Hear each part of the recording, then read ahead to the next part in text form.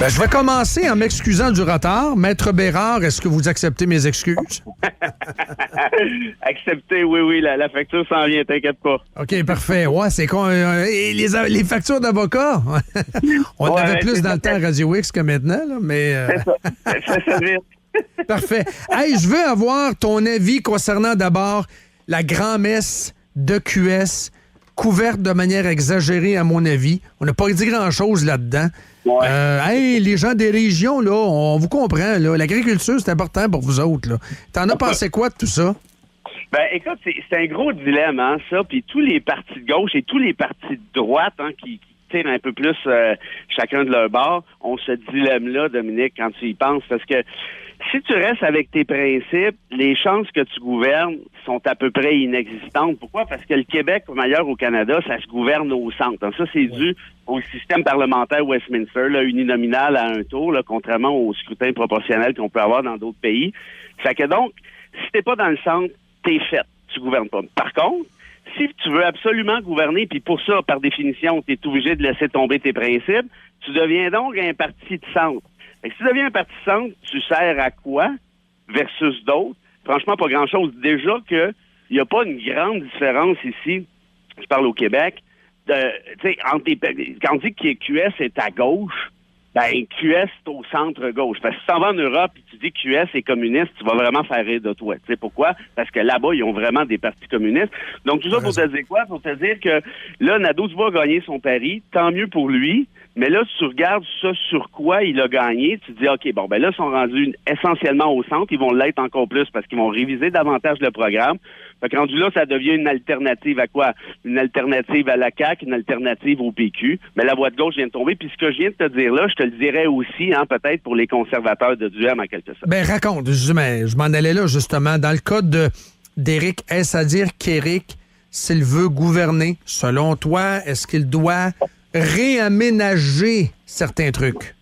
Ben, tu vois, là, il s'est déjà centré pas mal depuis la pandémie, hein? Tu sais, il a laissé tomber en bonne partie les discours anti-vax et autres. Et puis tu vois, moi, Duhem, je le connais, ça fait longtemps, on a eu un chalet un à côté de l'autre pendant, je sais pas, une quinzaine d'années peut-être.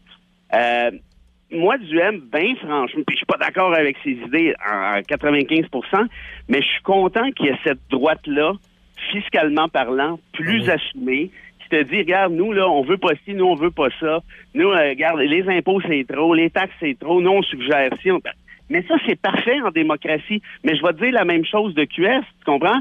Je veux que QS m'arrive en étant un antipode à Duhem, en quelque sorte. Or, si QS revient au centre puis Duhem se ressente encore davantage, ben là, on va avoir 5 partis qui vont jaser essentiellement de la même affaire puis qui vont s'obstiner sur la couleur des murs, ce qui n'est pas particulièrement intéressant.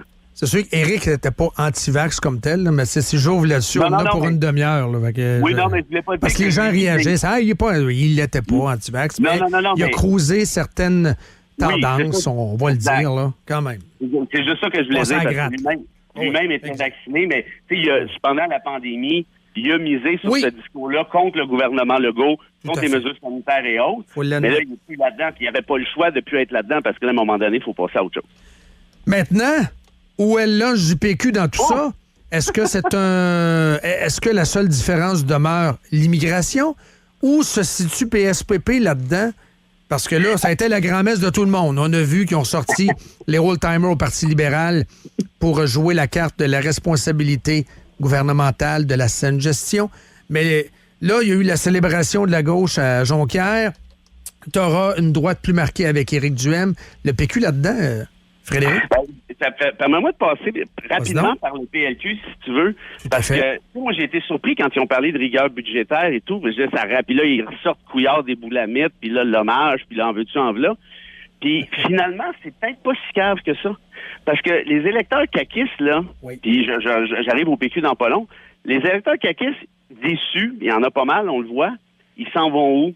Ben là, il y en a plusieurs qui ont décidé de s'en aller au PQ pour tout de suite en attendant, mais il y en a un sacré paquet là-dedans qui sont pas souverainistes du tout. Ils veulent pas de référendum, ils veulent pas de l'article 1 du PQ. Fait qu'ils vont où? Ils vont pas aller à QF parce que c'est trop à gauche.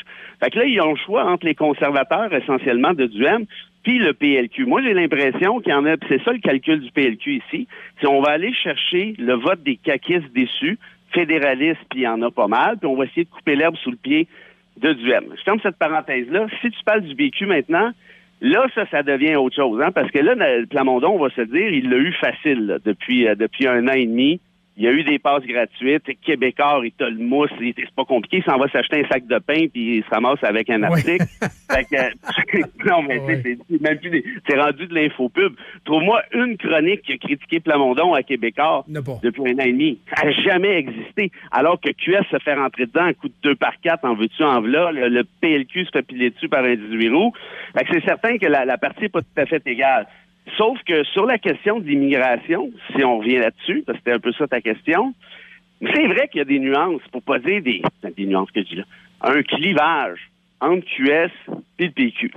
T'sais, le PQ a été bien offusqué en fin de semaine des propos de Nadeau-Dubois sur l'immigration, mais est-ce capable de me trouver, toi, une phrase de Plamondon ou du PQ en général favorable à l'immigration ou qui...